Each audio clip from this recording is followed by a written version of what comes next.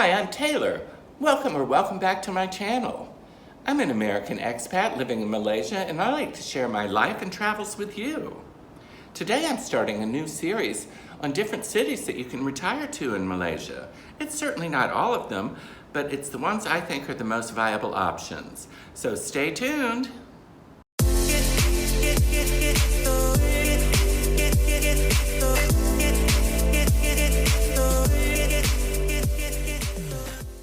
Before we get started today, I just wanted to go over one thing. I met a really important person from YouTube recently. His name is Ray Mac, and he told me that I should be asking you all to subscribe a little bit stronger than I am. And be sure to check the notification bell so you won't miss any of my new videos. It was great meeting him. He's one of the first and most successful YouTubers in all of Malaysia, and it's really great to meet him and have him help me in my journey in YouTube. So I'll get back to the video now. But thanks, and please subscribe and check the notification bell. Okay, well I think this series is gonna be 5, maybe 6 cities, but we're gonna start with Penang because that's the one I'm most familiar with and I lived in for 7 years. So I know the most about it. The other cities are gonna require a lot more research on my part, so this one's the easiest one to start with for me. Penang Island, also known as the Pearl of the Orient, is an island off the northwest coast of Malaysia, very near Thailand. It has a population on the island of over 800,000, from what I can gather from my research. And it's a favorite of retirees from around the world who are looking for a beautiful place to retire. At an affordable price, I might add. Georgetown, the capital of Penang, is a beautiful UNESCO World Heritage Site. Many of the buildings were constructed during the 18th and 19th centuries, during the British era. The island is easily accessible by air at its international airport on the southern end of the island. They have several daily international flights from Penang. It's also accessible by car. There's 2 bridges, one sort of mid-island, or mid to north, and one at the southern part near the airport, which is the newer bridge. Although Penang is known for its tropical vegetation, it's not really known for its beaches. Although beautiful to look at, they're not really great for swimming. Sadly, the water quality is not great around the island, although some parts of it, the beaches are okay. I did swim off the coast of Penang once, and I made sure that there were no jellyfish around, which can be a problem, and I didn't put my head under the water just to be cautious. But there are other beautiful places to swim near Penang. Langkawi and all the islands in Thailand are close by and great for swimming. You do see people swimming in Penang, but I don't know whether they're just vacationers who don't know better or they're not afraid of jellyfish. Could be both. Anyway, that's no reason to dissuade you from the island. It's beautiful, and you can always sun on the beaches, and every place has a pool. The housing choices are great, though. There's been a building boom in Penang, and there are condominiums for every budget.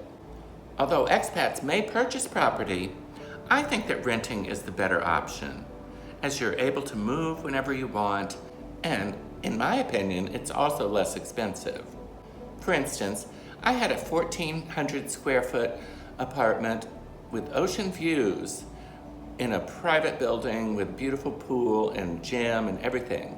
And it was only $500 US per month. If you purchased my apartment, it would be well over $200,000 US. So I think between the mortgage and the maintenance fees, it's probably cheaper to rent.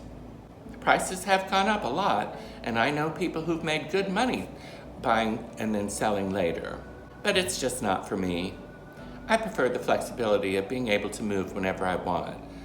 Besides, one time I was in an apartment where the landlord swore to me that they would never build in front of it. That's what he'd been told by the developer, but that was just not true. During the 1 year I lived there, there were several buildings sprouting up right in front that were gonna block the view. It was really sad. I felt bad for him. But see, I was able to move. Newer and much more luxurious properties are available anywhere in Penang, with rents from $1,000 a month and above. Still way cheaper than you would pay in the US. The most popular areas for expats to live in Penang are Tanjung Bunga, where I lived, Tanjung Tokong, Palutikis, and Batu Ferringhi, and Georgetown. Now, Batu Ferringhi is a bit off the beaten path, and it's only one road that goes there, and it can be really bad traffic sometimes, especially during holidays. So, unless you want to just go out there and stay there all the time, other parts of the island are probably better. There are reliable bus systems that get you around the island, but I had a car and a bike. Now I just have the motorcycle, and that's just fine.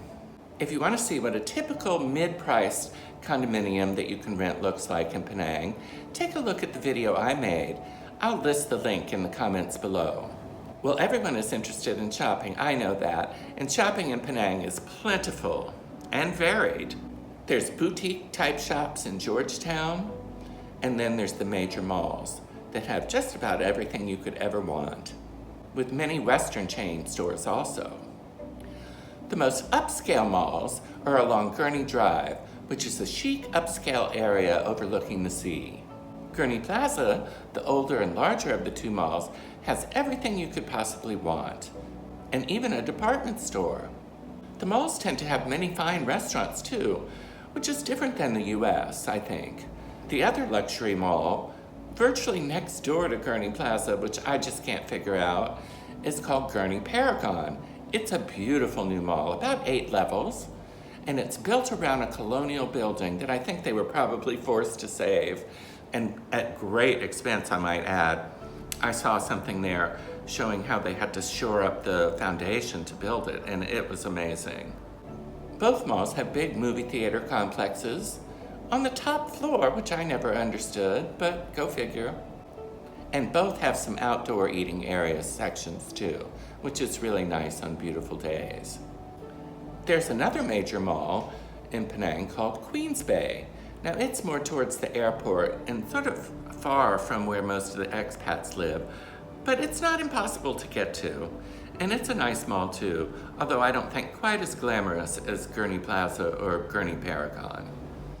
Eating out is never a problem in Penang. Penang is known throughout the world as an eater's paradise. Wow, the food is good. From hawker courts to fine restaurants. It's just amazing. There's also plenty of international cuisines and Western food. After living in both KL and Penang, I feel like there's more quality Western options in Penang. Now, I could be wrong about that, but that's just my observation at this point.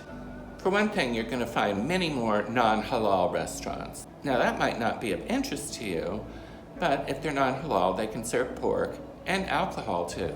Well, when you're not going to eat out, you're going to have to go to the grocery store, right? Unfortunately. Now, I think Malaysia is one of the only countries I know of where it does seem cheaper actually to eat out than to cook at home. But sometimes you just want to cook at home, and there's not a problem for finding fabulous grocery stores here. Penang also has wonderful wet markets, which are traditional outdoor air markets that are only open in the morning. They have fresh daily supplies of vegetables, fruit, and meat and seafood. There are mom and pop type grocery stores there, and the prices are usually excellent, but you're going to have your big chains too, and they're equivalent to anything you could find in the United States. The 4 main ones, I think, are Cold Storage, Mercado, which I think is owned by Cold Storage, Jaya, and Village Grocer. All are as nice or nicer than the grocery stores in the United States. For a little comparison shopping, check out my video on grocery shopping in Malaysia.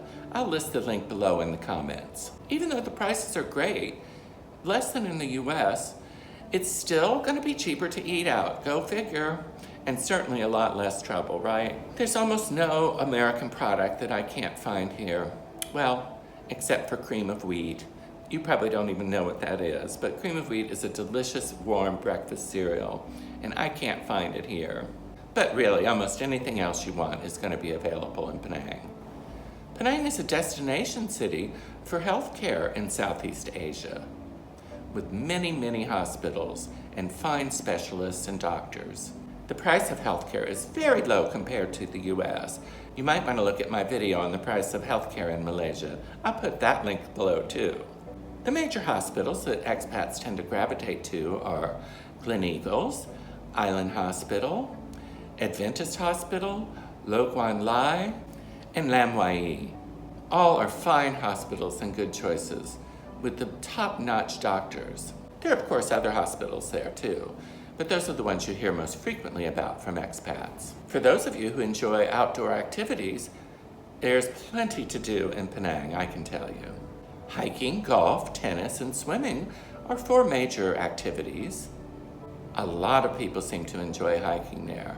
Except for swimming, the other activities can be sort of hot in this hot, humid climate, but some people seem to enjoy sweating. I know I don't, though.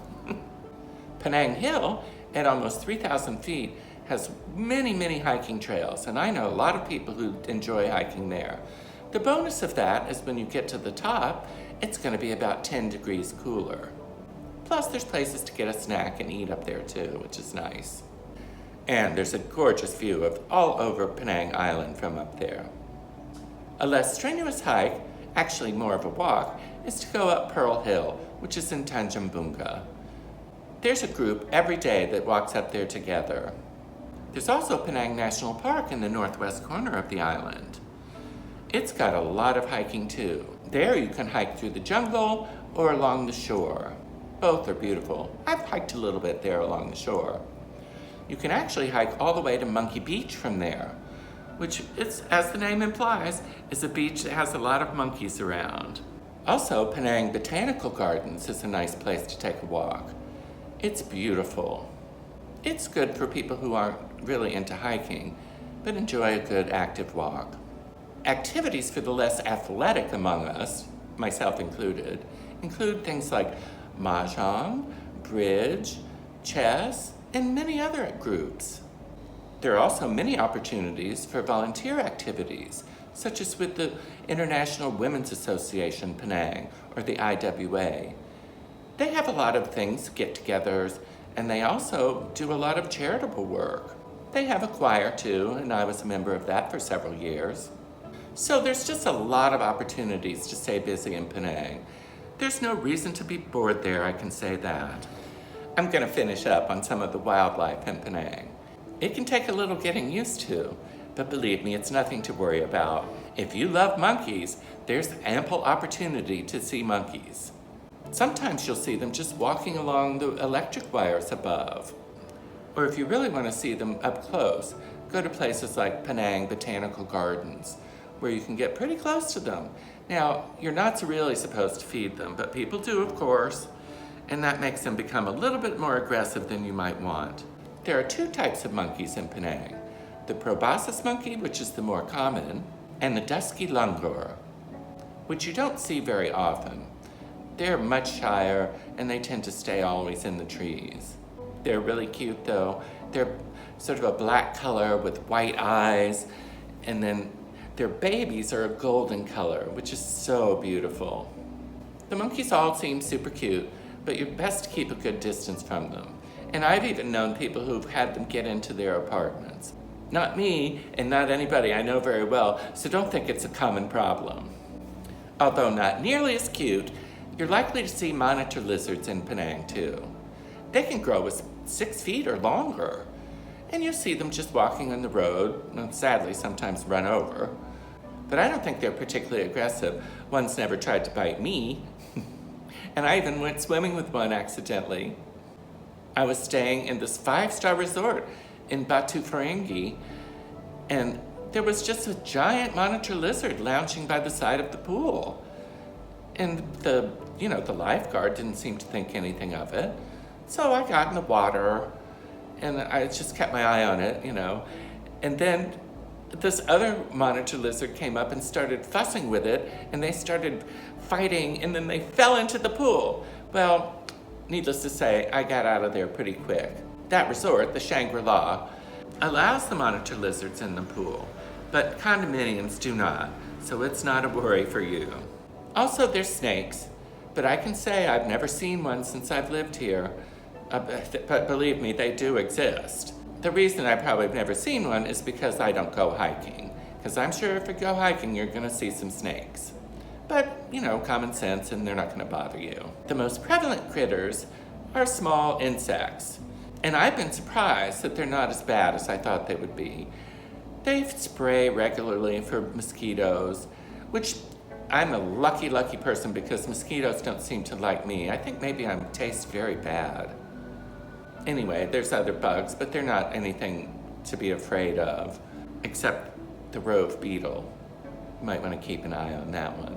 But honestly, there's nothing like the flying palmetto bugs in Florida. So if you could live with those, you can live with any of the bugs they have here in Malaysia. The people in Penang are wonderful, warm and welcoming.